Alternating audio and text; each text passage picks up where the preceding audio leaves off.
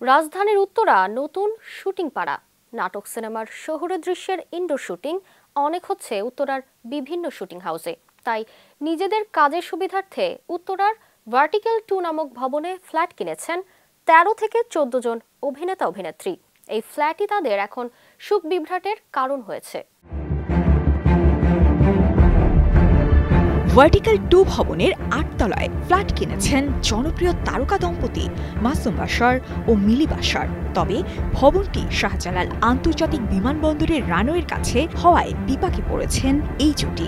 Civil aviation কর্তৃপক্ষ চিঠিতে বলেছে বিল্ডিং এর উচ্চতা বেশি, যা বিমান চলাচলের জন্য ঝুঁকিপূর্ণ। তাই বিল্ডিং এর উপরের দিক থেকে শুরু করে ছাদের বাড়তি স্থাপনা সহ প্রায় 33 ফুট ভাঙতে হবে।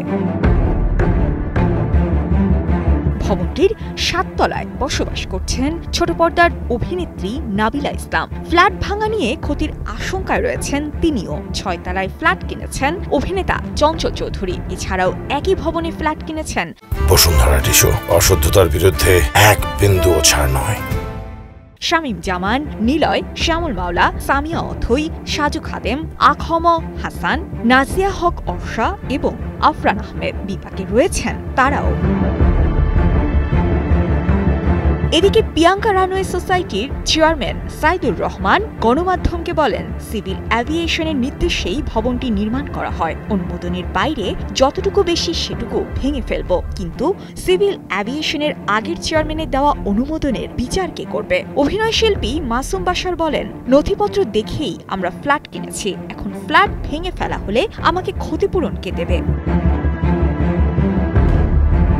ভবনে 5 বছর ধরে বসবাস করছেন হিমু আকরাম। তিনি বলেন, কাগজপত্র যাচাই করে অনেক টাকা খরচ করে এটার ইন্টেরিয়র ডেকোরেশন করেছি। আমি অবশ্যই আইন মানব, তবে আমার ফ্ল্যাট ভাঙা হলে ক্ষতিপূরণ দিতে হবে।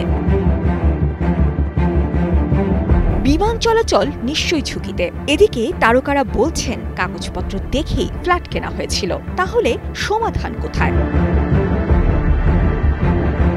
সাজি ইসলাম, কালের কণ্ঠ।